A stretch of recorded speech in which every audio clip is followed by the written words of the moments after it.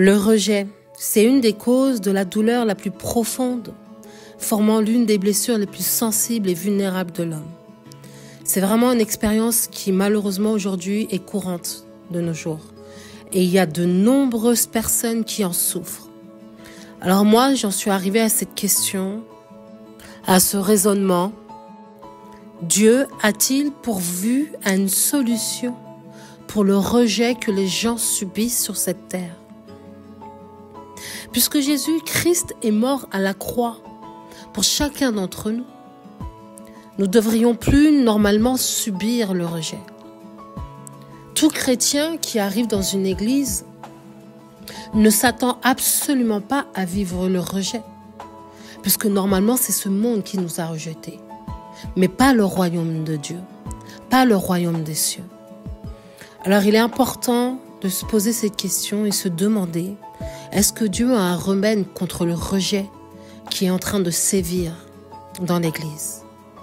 Là où les gens devraient être aimés, là où les gens devraient être consolés, là où les gens devraient être à leur place, en paix, en joie, ils sont tout simplement malmenés.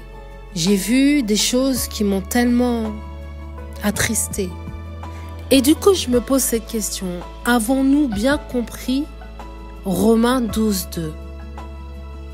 Ne vous conformez pas au siècle présent, mais soyez transformés par le renouvellement de l'intelligence, afin que vous discerniez, trouviez et expérimentiez quelle est la volonté de Dieu, ce qui est bon, agréable et parfait.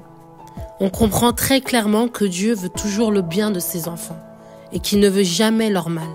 Normalement, tout enfant de Dieu qui va découvrir et commencer la volonté de Dieu dans sa vie, elle s'apercevra que finalement, ce que Dieu veut pour lui ou elle est bon.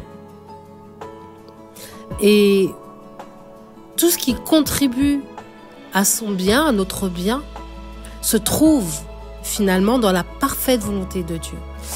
Et même si on a décidé de faire de Jésus notre Seigneur, il faut qu'on se rappelle qu'on ne peut rentrer dans le salut qu'en confessant cela. S'il est notre Seigneur, le but suprême, c'est de lui plaire. C'est ce que nous entendons lorsque nous disons que nous entendons les gens dire « Jésus est notre Seigneur ». Ça veut dire qu'ils ont décidé de garder les yeux fixés sur Jésus pour être sûr que tout ce qu'ils vont faire sur cette terre puisse plaire à Jésus, à Dieu. Si à un moment donné nous sentons que ce que nous voulons faire ne lui plaît pas, c'est une raison suffisante pour ne pas le faire. Mais normalement, on ne peut ressentir cela que lorsque nous gardons le regard fixé sur Jésus. Et si Jésus est ton Seigneur, est-ce que Jésus est vraiment ton critère? Parce que normalement, il devrait être le seul critère de justice. Et en étant le seul critère de justice, on sait qu'il va juger le monde tôt ou tard, qu'il sera appelé à juger chaque homme sur cette terre. Alors comment pouvons-nous nous comporter comme on se comporte ces derniers temps dans les églises avec les gens? Comment on peut les rejeter? Comment on peut les malmener? Comment on peut les menacer? Comment on peut les regarder de haut? Je veux dire, avons-nous pris conscience que certains d'entre nous seront jugés plus sévèrement que certaines personnes? Parce qu'il a fixé un jour où il va juger le monde selon la justice par un homme qu'il a désigné. Et il en a donné à tous une preuve digne de foi en le ressuscitant d'entre les morts, c'est-à-dire Jésus-Christ. Dieu va juger le monde selon la justice par Jésus-Christ. Du coup, ça nous apprend deux choses. Que Jésus est le juge, mais qu'il est également notre critère de justice. Nous allons être jugés selon ses critères à lui. Et pas selon les critères des gens qui sont dans l'église. C'est important de savoir ça. Que Dieu n'a qu'un seul critère de justice. Si on veut savoir ce qu'elle est aux yeux de Dieu, on doit regarder Jésus. On peut décider de regarder aux chrétiens. Mais malheureusement, les chrétiens, ils font des choses que Jésus n'aurait jamais faites aujourd'hui. Du coup, on ne peut pas les prendre comme critère de justice. Parce que ce n'est pas le critère de Dieu. Pour découvrir le critère de Dieu en matière de justice, on doit fixer nos regards sur Jésus. Jésus est le modèle, notre exemple, comme nous pouvons le voir dans 1 Pierre 2, 21. C'est à cela en effet que vous avez été appelés, parce que Christ lui aussi a souffert pour vous et vous a laissé un exemple afin que vous suiviez ses traces. Donc le seul modèle validé par Dieu sur cette terre, c'est Jésus-Christ. Jésus est l'exemple ultime parce qu'il nous a précédés. Et on doit apprendre à le suivre sur le bon chemin. Où est-ce qu'il a mis ses pieds? C'est là qu'on doit mettre aussi les nôtres. On doit avoir le regard fixé sur Jésus. La parole de Dieu est centrée sur Jésus. Et donc, si nos attitudes étaient calquées sur Jésus, personne ne se sentirait rejeté. Parce qu'en réalité, tout le monde se sentirait à la maison.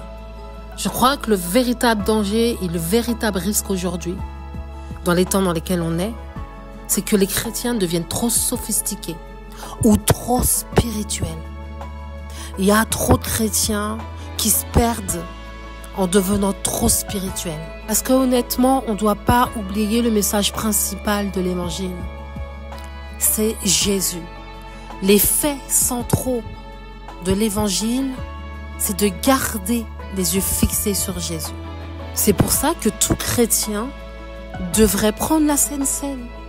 C'est le moment où on prend son corps, où on boit son sang. C'est le moment où on a les yeux fixés sur lui, sur le fait qu'il soit mort, enseveli et ressuscité. C'est le moment où toute notre être est concentré sur cet acte si important de la Sainte Seine. On fait ça en mémoire d'eux. Et toutes les fois où on boit, c'est en mémoire de Jésus. Parce qu'il dit constamment toutes les fois que vous en boirez. Et pas seulement de temps en temps. Ça veut dire que Jésus veut que nous ayons constamment le regard fixé sur lui.